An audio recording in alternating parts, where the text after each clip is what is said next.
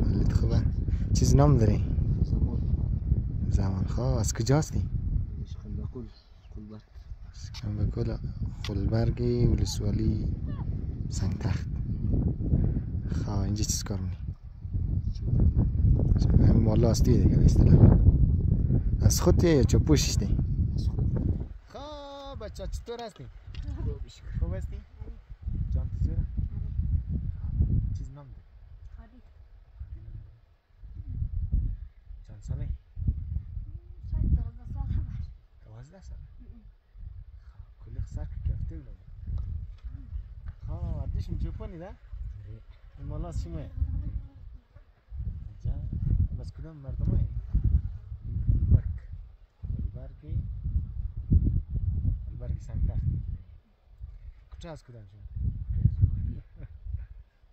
اچه هادی کلیت خوب.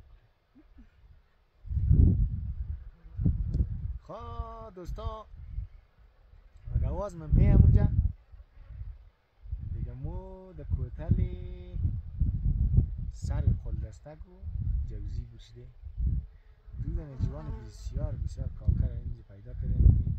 جنابی استاد زمانی بزرگوار حادی جان خوشگل بچه ها از خلبرگی ولسوالی سنگتخت. این مالا را که میبریم از یای حدودی 170 دنه؟ 170 دنه مال جیب.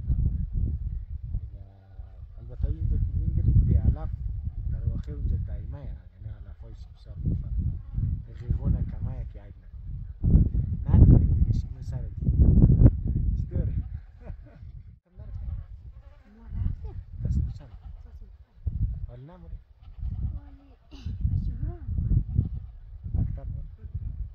یک روزی موره خواه نوبتی؟ یک روز نیمرس؟ خب پیش چاشت بدی چاشت ندیش؟ ایوان تا روستادان کاری از من منه ندی شما بسنفی؟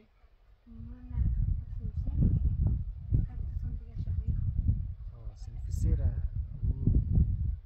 بادی چاشت میخوام یا نه تو پیش چاشت؟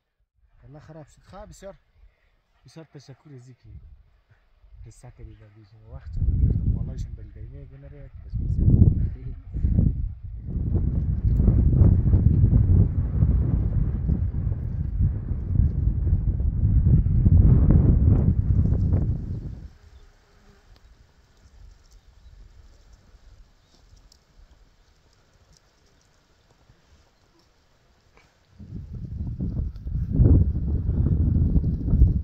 دوستان گرامی سلام و درود بر شما. با امیدی که حالتان خوب باشه و شب و روزتان به خیر و خوشی و خوشبختی بگذره.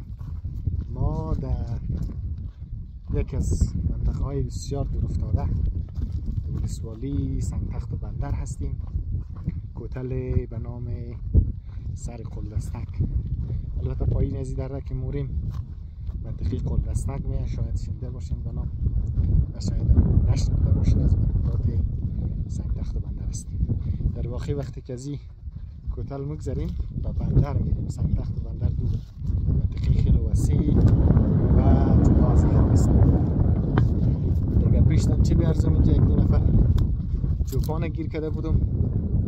بچه های بسیار کاکا و قشنگ به نام زمان و حادی که چند لحظه با اونا صحبت کردیم. صحبت هایش را شما شنیدین. البته به نظر خجالت میکشید از خاطر زیاد قصه نکرده. دیگه به امید از که شما بیننده های عزیز از ویدیوها و عکسایی که من میگیرم نهایت لذت را ببرین و نظرات کامنت های شما بلدی از من ارزشمنده. کوشش میکنم که به واسطه از کارهای خود را بهبود بدم.